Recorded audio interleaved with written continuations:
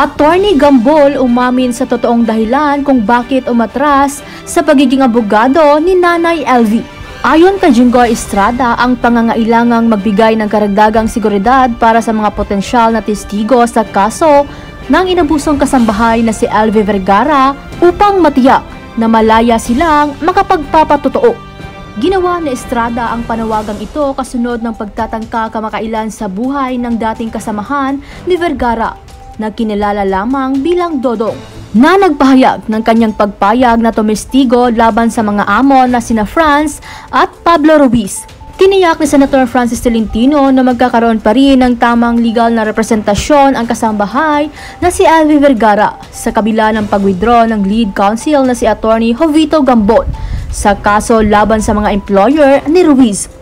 Abogado si Attorney Gambol, kayo po ang for the record, Your Honor, the barangay chairman was also charged in the serious illegal detention I filed before the Office of the City Prosecutor of Mumbai. Meron na.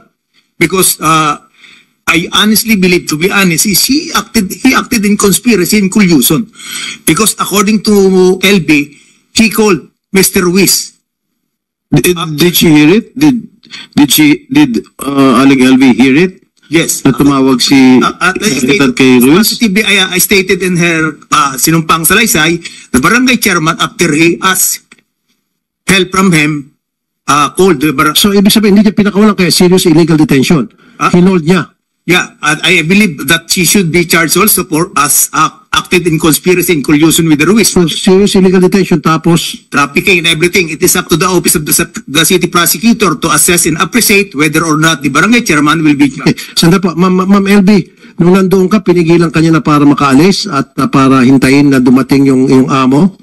Hindi po ako, hinintay lang po ng kapitan yung amo ko. Tinawagan niya po, sabi po niya, Sir Jerry, nandito yung sambahay mo, ngayong katulong mo. Pero Tapos sabi po ng kapitan na inong amo kong lalaki, kausap yan, sabi ng amo ko, huwag kayong maniwala dyan sa katulong ko, nagsisinungaling. Pero hinold ka ba niya? Hinold ka niya, hindi ka niya pinalabas, ayaw ka niya pakawalan? Hindi niyo po, Ni kapitan? ibinigay na po sa amo ko. Pero hindi ka niya Pagdating ng amo ko, pinasundo niya. Pero ibig sabihin, kasi papailan daw ng serious kasi Mr. Attorney Gambol, I'm not a lawyer, kasi pag sinabing serious illegal detention, pinipigilan mo siya. Yeah. Kasi baka mamaya mababaliwala yung kasong sasampa mo sa kanya, nakangisi to, nanalo pa. Mr. Senator, because there are several cases filed against the respondent. One of which is serious illegal detention. Ano naging serious illegal detention? Because LB, according to the statement of LB, she was detained from 2021 after the Ruiz her up and bring to... Dinitay sa barangay? Yeah, no, in the house of Ruiz. And she was rescued only on June 28, 2023. Sino detain sa kanya sa bahay ni Ruiz? The Ruiz. The Ruiz. So hindi siya? Yes, but the serious...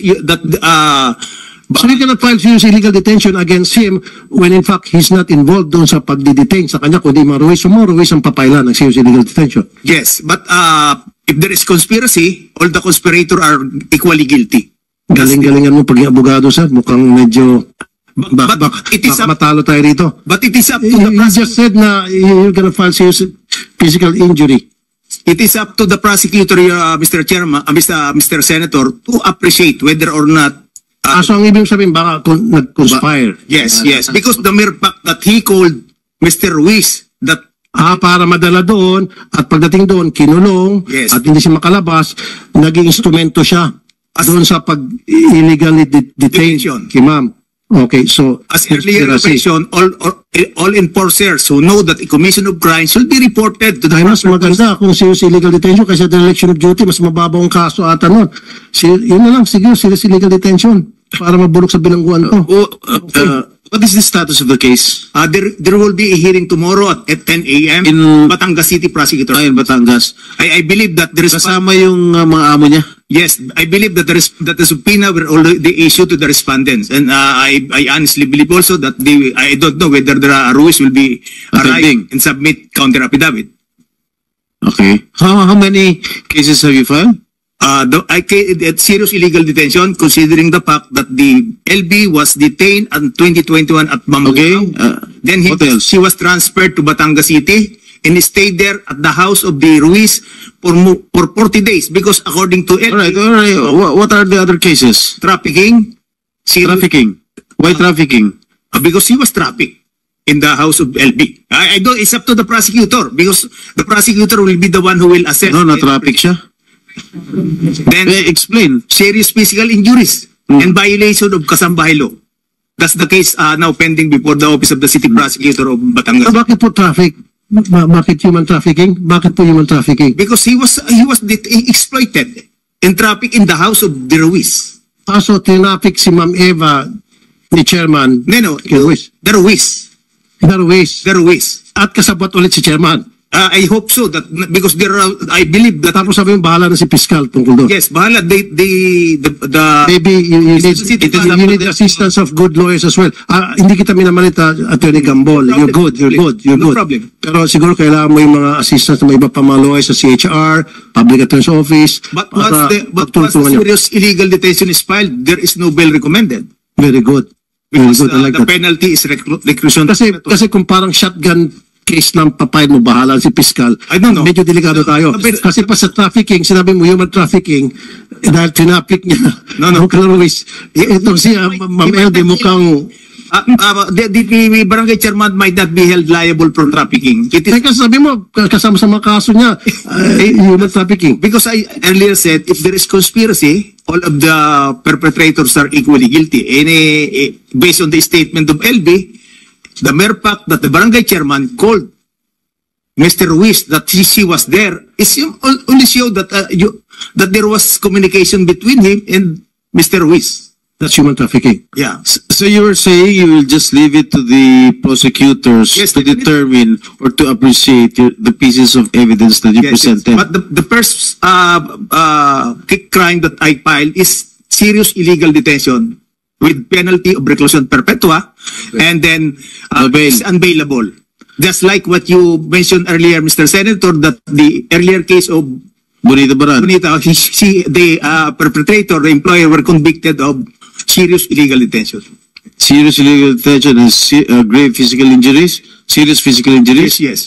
Alright. Because the fiscal also can appreciate that cruelty as aggravating circumstances. Are you the only one who is handling the case of Manang LV? The lawyer of Senator Tolentino also entered Okay. their appearance as counsel tomorrow. So you are the main lawyer, head lawyer? Because yes, I was we live in the same, we came from the same barangay Simblong, Batangas City. That is the reason why her uncle called me to help her. Masyado na akong na-disappoint at frustrate kaya nag-withdraw na ako. Hindi ko inaasahan na magkakagan masasaksi ako ang hindi magandang pangyayari. Attorney, maraming nagdududa na baka daw nabili ka na ng kalaban o kabilang side, nabigyan ka ng pera. Anong masasabi mo doon? Ay walang pwedeng bumili sa akin dahil hindi ako kayang bilhin. Hindi rin ako pwedeng takutin. Kasi unang-una, Batangan niyo ako. Hindi rin pwede akong bantaan kasi hindi obra sa akin. Talagang ang dahilan ko lang ay masyado akong na-frustrate, na-disappoint, na-dismaya sa aking nasaksihan na hindi ko inaasahan na gano'n. Kayo lahat, sir, attorney, simula wala kang siningil, kina-LV, no? Ay, kahit tingko, ako pa nga abonado, pakain ko pa sila, pagkasama ko, sundo ko sila, wala. Okay, sir. Abonado pa ako. So, ano yung paki-describe, sir? Ano yung dahilan? Kasi personal na yun sa akin, masyado akong na-stress, ilang gabi akong hindi nakakatulog dahil sa nasaksihan ko, dahil ang ganda-ganda ng usapan, at pinahigit din sila, yung tiyuhin nila, ay hindi nila bumitaw na para tulungan sila dahil hindi rin gusto yung ginawa nila. Paano ba kayo, sir, nakuha? Paano kayo naging abogado ni Actually, ang tumawag talaga sa akin ay yung tiyuhin na si Tony Vergara dahil sinasabi niya sa akin na nung marasigaw daw si LB, nagpunta sa pulis, pinagturo-turuan, dinala sa NBI, nagawa ng affidavit, so walang nangyari. So nung itinawag sa akin, dahil ganun nga sinabi, so pinag-aralan ko, then diniretso ko ng filing sa Fiscal's Office. Wala namang problema. Nung una, magkakasama yung magkakapatid, wala akong napansin hindi maganda. 2 linggo pagkatapos ma-file, ganun pa din, walang nangyari, walang masamang nangyari. Pero nung nagkaroon ng problema, nung pati yung tiyuhin, hindi na din tinatawa, hindi na sinasagot ng kapatid ni LB. So isang kapatid lang yung naging problema, sir? Yung isa din, yun din. At saka, yun lang sinasabi ni Tony na yun ang problema. At sa tingin ko siya nga problema kasi yun din ang naging dahilan siguro kung bakit ako bumitaw na. Pero pinag-isipan nyo talaga, sir, ito, no?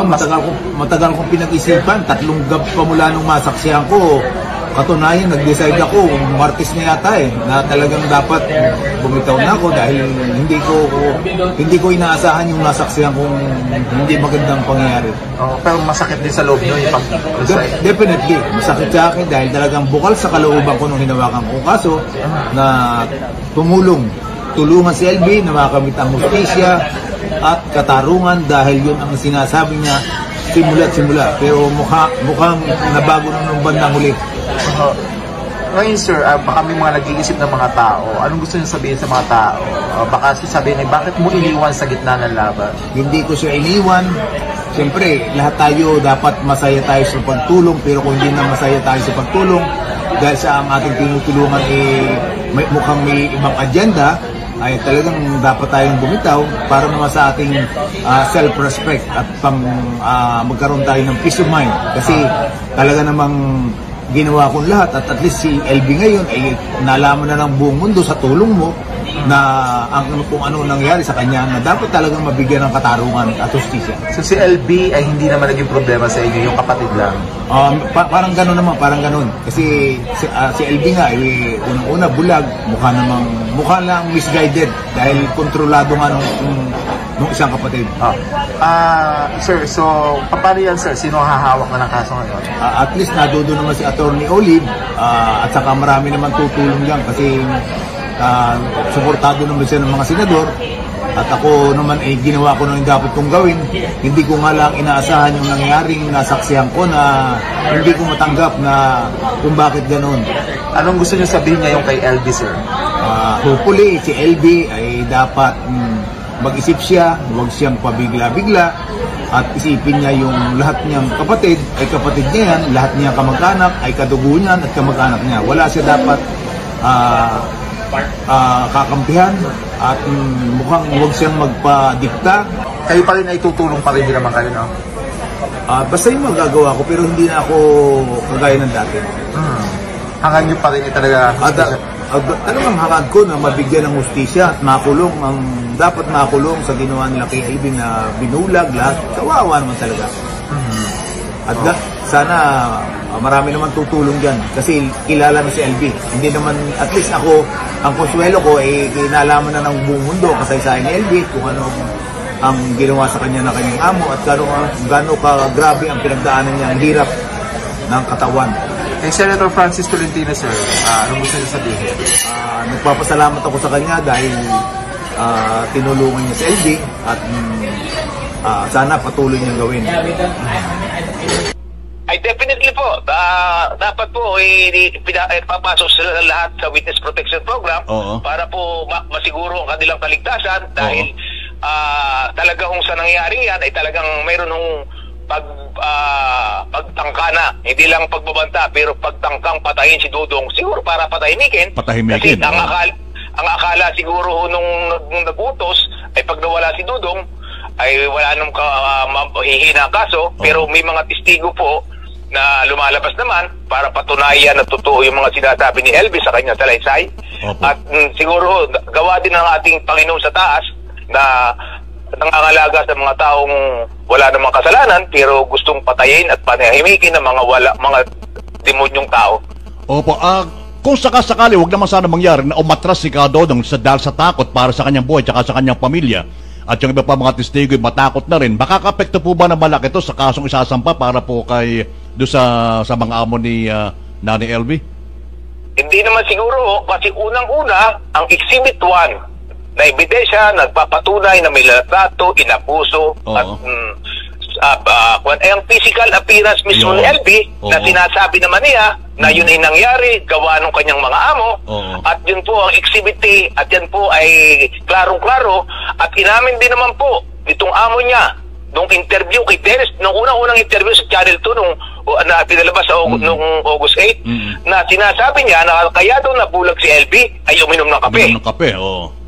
Then doon sa Senado mismo, sinabi mismo nung amo niyang babae na empleyado nila si LB simula 2019. At may pinakita pa nga ho siyang picture po ni LB na wala namang depekto. Pero sinasabi niya ay mayroon daw puti sa mata. Pero may ophthalmologist po doon, nung chinek yung picture, sabi ng ophthalmologist sa Senate hearing ng Committee on Justice at Human Rights, ay walang problema ang mata ni LB noong 2019. So, klaro na po na kaya nagkaganon silbi ay sa pang-aabuso at panambamaltrato. At ang sinasabi din po nitong among babae ni LB, ginulpi daw siya ng mga kasamahan niya. Pero tinanong po siya ng, I believe, Senator Jingo Estrada, ay pinagamot mo naman. Ang sabi ko niya, ay nag-iipon pa daw ng pera. Kaya klarong-klaro ho sa pangyayari, kahit nga po si LB lang magtistigo, ay klarong-klaro na dapat makonvict itong mga taong ito dahil wala silang puso at walang kaluluwa na inabuso at binulagan. Pati utay nga, buong katawan ni LB ay piklat-piklat na nagpapatunay na talagang siya ay dumaan na sobrang pang-aabuso, physical. Opo. Pang-aabuso. Noong pong pinatawag yung mag-asawa doon po sa Senado, sila po may kasama na bang abogado? Opo, meron po silang 4 na abogado na kasama. Kaya ho, siguro nga, mukhang maraming pera. Kasi 4 na abogado eh. Oo. Sa normal, sa mga ganyang mga pagdinig, usually magkano yung acceptance fee ng isang abogado? Usually, depende sa bigat ng kaso. Kung murder, ang penalty ang habang buhay ay talagang malaki-laki yan. Malaki. Siguro minimum na 500,000 yan. Kasi napakabigat ng paratang. So kailangan talaga pag-aaralang mabuti ng abogado kung paanong depensa ang gagawin niya. Kaya ho talagang bukod pa ho doon sa acceptance, mayroon pang appearance fee na tinatawag. Na depende nga po sa bigat ng kaso kasi kung ang parusa ay habang buhay ay talagang mapakabigat na kaso yan. Abay, kung 4 yung abogado, malaking pera pala, no? Actually, tinanong ho ni Senator Estrada kung magkano bang bayad kada abogado. Ay, sabi ho, 10,000. 10,000, so, kung 4, may 40,000 yung babayaran sila. So, definitely, may pera sila. Kung ganun. Oo. Sa abogado pa lang, yan, laki ng pera. Abogado pa lang, ho. Yun nga po ang masama. Pero ang nakakalungkot to, ayon sa mga Okay, nako, naputol si Atty. Gambol, pero kokontak ko rin sa atin yan, nasagad po lamang niya. Yes, Atty., go ahead. Kasi nga po, nakakapagtaka that itong mga Ruiz, magitin natin yung pangalan kasi identified naman sila eh. Ang mga Ruiz, can afford, nakakaya nila magbayad ng abogado na 10,000 ang bawat isa sa isang araw na 4 na abogado. Pero ayon sa mga nakausap ko, yung si Patrick, yung si Dudong, si LB, at saka yung bisa pa ako nakausap na umatras, ay hindi ho sila pinapasweldo. So, talagang may ibang klase din po tao ito sila. Opo. Wala po ba, at matanong ko lang sa inyo, wala po pang halimbawa kayo na nalalabag ngayon, parang sa sub judice rule na nasa korte na ay natatalakay pa yung kasong yan? Wala naman po. Kasi unang-una po, ay hindi pa naman po nakasampa sa husgado. Nasa piskalya pa lang? Nasa piskalya pa lang po. Sa piskalya po, ay wala pong sub-judice sinasabi. Ang sinasabi lang ng sub-judice ay mag-a-apply kung ang kaso ay nakasampa na at dinidinig na sa husgado. Nasa korte na. Ito ngayon undergoing preliminary investigation. So yung nangyari yung kay Dudong ay isang patunay na dapat talaga silang kasuhan ng